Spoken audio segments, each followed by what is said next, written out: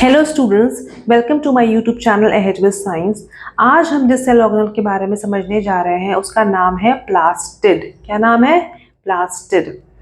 अब प्लास्टिड के बारे में अगर हम बात करें तो प्लास्टिड जो होते हैं वो सिर्फ और सिर्फ प्लांट सेल्स में पाए जाते हैं। एनिमल सेल्स में प्लास्टिड जो होते हैं वो एब्सेंट होते हैं। प्लास्टिड जो होते हैं वो दो टाइप के होते हैं।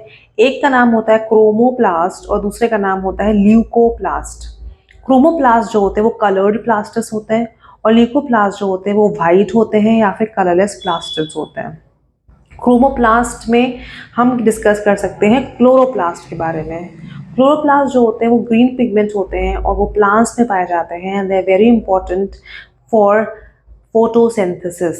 क्लोरोप्लास्ट में अगर क्लोरोफिल ना हो तो क्लोरोफिल के एब्सेंस में फोटोसिंथेसिस पॉसिबल नहीं होता। क्लोरोप्लास्ट में क्लोरोफिल के अलावा ऑरेंज और येलो पिगमेंट्स भी पाए जाते हैं, पर जो मेन पिगमेंट क्लोरोप्लास्ट में पाया जाता है उसे हम लोग कहते हैं वो होता है ग्रीन पिगमेंट। इसके बाद जो ल्यूकोप्लास्ट होते हैं वो ये कुछ ग्रान्यूल्स बनाते हैं, जैसे ऑयल हो गया, ऑयल के Granules, starch Granules and protein के ग्रान्यूल्स जो होते हैं वो ल्यूकोप्लास्ट में पाए जाते हैं। ल्यूकोप्लास्ट जो होते हैं बनाते हैं। उसके बाद सबसे इम्पोर्टेंट चीज़ ये होती है कि ये जो क्लोरोप्लास्ट होता है, क्लोरोप्लास्ट के बारे में हम लोग डिटेल में आगे चैप्टर्स में या फिर हायर क्लासेस में पढ़ेंगे, लेकिन हम लोग यहाँ पर एक चीज़ समझ लेते हैं कि क्लोरोप्लास्ट का एक इंटरनल ऑर्गेनाइजेशन होता है। इंटरनल पार्ट जो होता है उसको इंटरनल स्ट्रक्चर और उसके बाद में एक एक्सटर्नल स्ट्रक्चर होता है। ओके, तो जो इंटरनल ऑर्गेनाइजेशन होता है क्लोरोप्लास्ट का, उसमें जो मैट्रिक्स होता है उसे कहते हैं स्ट्रोमा, STROMA। ठीक है, तो जो क्लोरोप्लास्ट का इंटरनल स्ट्रक्चर होता है उसमें जो मैट्रिक्स होता है उसे कहते हैं स्ट्रोमा, और स्ट्रोमा में बहुत सारे मेम्ब्रेनस लेयर्स पाई जाती हैं। उसके बारे में डिटेल में हम समझेंगे जब हम उसका पूरा डायग्राम समझेंगे क्लोरोप्लास्ट का। तो क्लोरोप्लास्ट के डायग्राम में हम देखेंगे कि स्ट्रोमा किस तरीके से बेस मैट्रिक्स की तरह काम करता है। उसमें कुछ बहुत सारे न्यूमरस मेम्ब्रेनस लेयर्स पाए जाते हैं। जो एक्सटर्नल स्ट्रक्चर होता है प्लास्टिड का वो माइटोकॉन्ड्रिया के एक्सटर्नल स्ट्रक्चर होता है। जैसे माइटोकॉन्ड्रिया के डबल लेयर्ड कवरिंग होती है, उसी तरीके से प्लास्टिड्स में भी, स्पेशली क्लोरोप्लास्ट में डबल लेयर्ड कवरिंग होती है।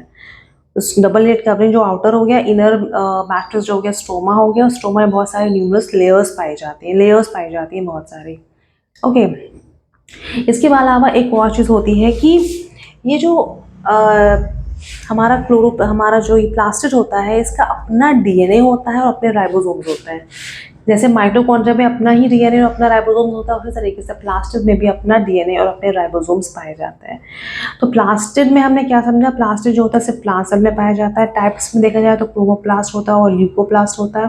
क्रोमोप्लास्ट जो होते हैं वो कलर्ड प्लास्टिड्स होते हैं और जो ल्यूकोप्लास्ट होते हैं वो कलरलेस या फिर वाइट प्लास्टिड्स होते हैं। क्रोमोप्लास्ट में ही क्लोरोप्लास्ट भी आता है और जो क्लोरोप्लास्ट होता है उसमें ग्रीन पिगमेंट पाया जाता है, इसे कहते हैं क्लोरोफिल, जो कि प्लांट में फोटोसिंथेसिस के लिए इंपॉर्टेंट होता है। ठीक है, तो क्लोरोप्लास्ट में क्या होता है? ग्रीन पिगमेंट क्लोरोफिल होता है जो कि प्लांट में फोटोसिंथेसिस के लिए इंपॉर्टेंट होता है। Apart from green pigment, sometimes chloroplast also has yellow and orange pigments. उसके बाद क्लोरोप्लास्ट के स्ट्रक्चर के बारे में एक हमने समझ लिया कि एक आउटर ऑर्गेनाइजेशन होता है, एक इनर स्ट्रक्चर होता है। जो इनर ऑर्गेनाइजेशन होता है, जो इनर स्ट्रक्चर होता है उसमें पाया जाता है मैट्रिक्स, जो कहते हैं स्ट्रोमा। उसमें बहुत सारे लेयर्स पाए जाते हैं, लेयर्ड स्ट्रक्चर्स पाए जाते हैं। और जो आउटर स्ट्रक्चर होता है उसका, that is something similar to mitochondria. Mitochondria double layered membrane होती है, उस तरीके से क्लोरोप्लास्ट भी डबल लेयर्ड मेम्ब्रेन होती है। और last but not the least, इसमें अपना DNA और अपना राइबोसोम्स होता है, similarly to that of mitochondria. So that is all for this video. Please like, share, subscribe. Thanks for watching.